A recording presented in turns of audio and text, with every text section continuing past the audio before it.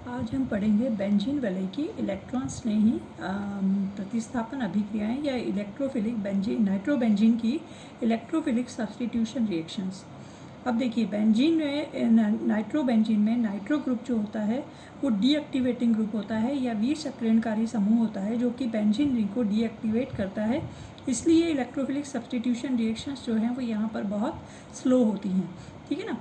और दूसरा एक और कारण क्या है कि नाइट्रो ग्रुप जो होता है, ये जो बेंजीन के साथ नाइट्रो ग्रुप में जुड़ा हुआ है नाइट्रोजन और ऑक्सीजन, ये दोनों ही बेंजीन की जो कार्बन है उससे ज़्यादा इलेक्ट्रोनेगेटिव होते हैं। तो नाइट्रो ग्रुप के दोनों ही नाइट्रोजन ऑक्सीजन दोनों ही कार्बन से बेंजीन के कार्बन से हमेशा ज़्यादा इलेक्ट्रोनेगेटिव होने की वजह से वो हमेशा माइनस आई इफेक्ट दिखाते हैं।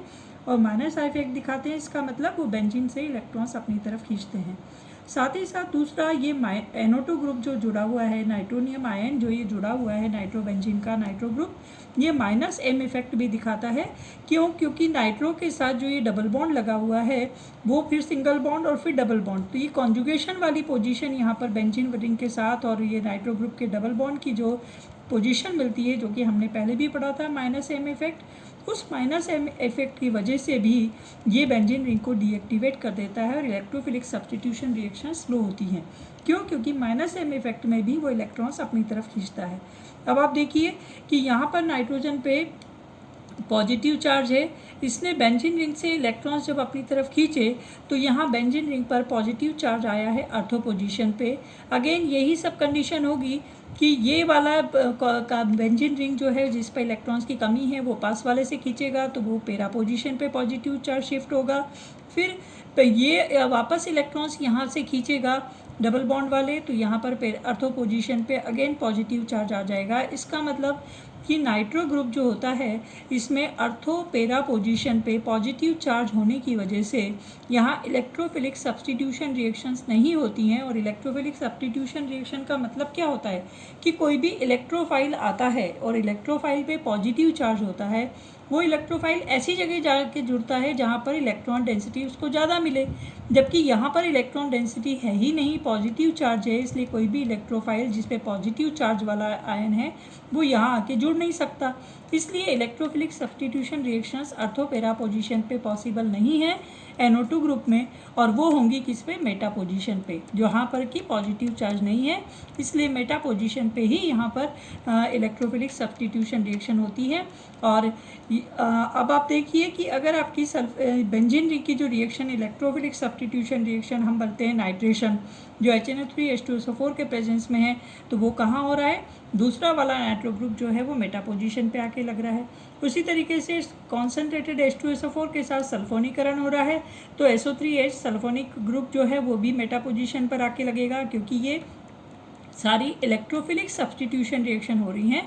और तीसरी रिएक्शन हम पढ़ते हैं हेलोजिनेशन, जिसमें क्लोरीन और AlCl3 के प्रेजेंस में जो क्लोरीन है वो भी आपकी मेटा पोजीशन पर आकर लग रही है। तो यहाँ मेटा डाइनाइट्रोबेंजीन बना, यहाँ पे मेटा नाइट्रोबेंजीन सल्फोनिक एसिड बना, और ये मेटा क्लोरो नाइट्रोबेंजीन आपके पास मिलता है, ठीक है ना। और ये जो कंपाउंड आपके पास बना है मेटा नाइट्रोबेंजीन सल्फोनिक एसिड, इस कंपाउंड जो होता है इसमें अगर आप इसका अपचयन कर दें, अपचयन करने पर ये NO2 ग्रुप जो है वो हमेशा क्या बना के देता है, NH2 ग्रुप। हमने सारी अपचयन रिएक्शन पढ़ी थी नाइट्रो ग्रुप की, कि अपचयन के बाद हमेशा एनिलीन मिलती है जिसमें NH2 ग्रुप होता है।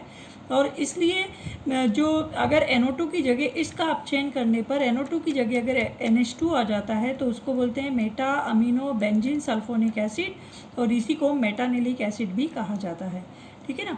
अब अगर ऐसा हो कि ये नाइट्रोबेंजीन तो है, पर अगर इस पर कोई ऐसा ग्रुप लगा हुआ है जो कि बेंजीन को एक्टिवेट करता है, जैसे CH3 ले लो, OCH3 ले लो, तो अगर बेंजीन पर नाइट्रो ग्रुप भी है और ऐसा ग्रुप है जो कि बेंजीन को एक्टिवेट करता है, ये डीएक्टिवेट करता है, ये एक्टिवेट करता है, तो ऐसे एक्टिवेटिंग ग्रुप अगर प्रेजेंट हैं तो अगला ग्रुप जो भी आके लगेगा इलेक्ट्रोफिलिक सब्स्टिट्यूशन का, वो हमेशा कौन डिसाइड करेगा, अब ये एक्टिवेटिंग ग्रुप डिसाइड करेगा।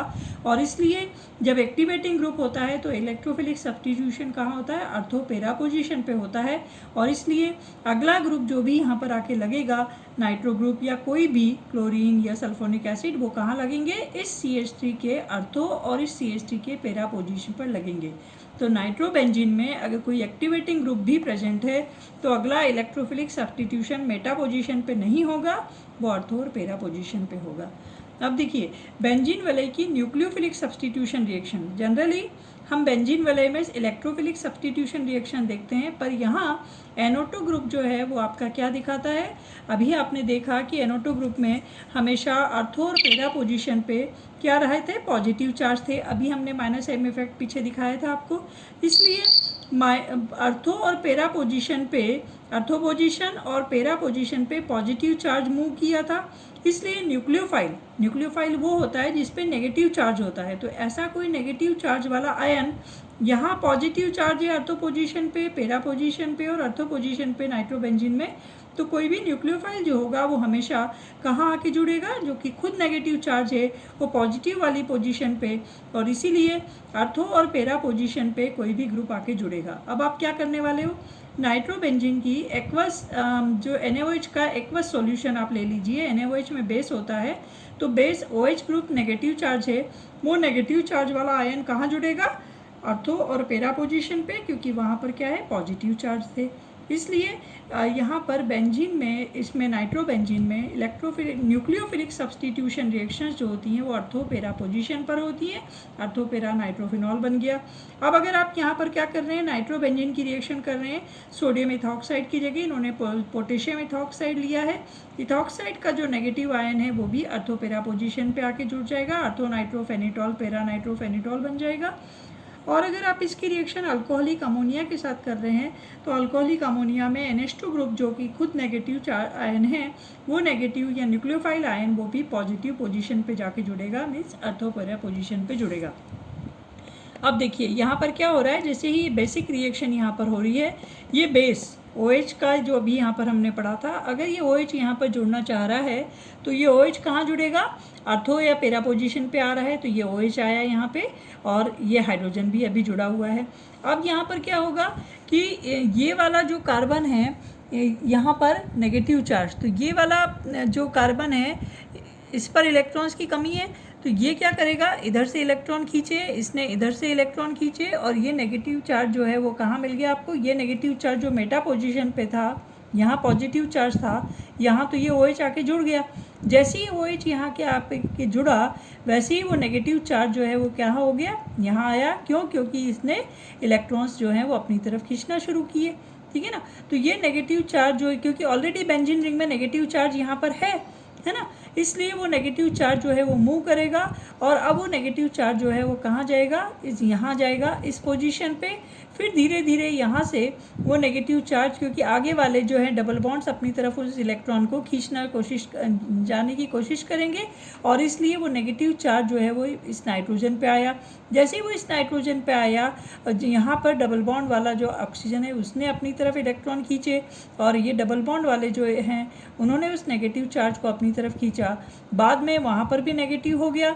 अब ये हाइड्रोजन अपनी तरफ से निकलना चाह रहा है, तो वो क्या करेगा, यहाँ से इलेक्ट्रॉन्स खींचेगा, और इधर से इलेक्ट्रॉन जब उसने ट्रांसफ़र किए तो इस तरीके से हाइड्रोजन आयन यहाँ जो निकल रहा है वो कैसा निकल के बन रहा है, -H आयन बन के निकल रहा है, पर ये अस्थायी होता है ना, पर ये -H आयन के रूप में इसमें से बाहर निकलता है, H+ बन के बाहर नहीं निकलता है, क्योंकि ये रिएक्शन है न्यूक्लियोफिलिक सब्स्टिट्यूशन रिएक्शन, ठीक है ना। तो यहाँ पर ये हुआ क्योंकि ये नेगेटिव चार्ज है, इसको ये वाला कार्बन अपनी तरफ खींच रहा है, इसलिए वो नेगेटिव चार्ज जो है शिफ्ट होगा। इस तरीके से ये negative charge position by position shift होता रहेगा। अब अगर नाइट्रोबेंजीन में कोई ऐसा ग्रुप लगा हुआ है अर्थो पोजीशन पे, क्योंकि आपने देखा ना कि जहाँ पे न्यूक्लियोफाइल लगा है उसी के पास में क्या है, आपके पास नाइट्रो ग्रुप जहाँ पर है उसी के पास में यहाँ पर अगर आपके पास ये Cl लगा हुआ है अर्थो पोजीशन पे, ठीक है ना, तो उस केस में जब आपकी बेस के साथ रिएक्शन होगी तो यहाँ पर अगर यहाँ पर इस पोजीशन पे हाइड्रोजन की बजाय अगर Cl होता तो यहाँ पर Cl भी लग जाता और OH भी आके जुड़ जाता। फिर बाद में क्या होता है, वो OH जुड़ जाता और Cl बहुत आसानी से अपना इलेक्ट्रॉन लेके नेगेटिव आयन बन के बाहर निकल जाता। मतलब पहले से अगर एक न्यूक्लियोफाइल भी जुड़ा है NO2 बेंजीन में तो वो न्यूक्लियोफाइल बहुत आसानी से, दूसरे वाला न्यूक्लियोफाइल अगर आता है तो वो बहुत आसानी से अपना नेगेटिव चार्ज लेके बाहर निकल सकता है, ठीक है ना। Okay, thank you.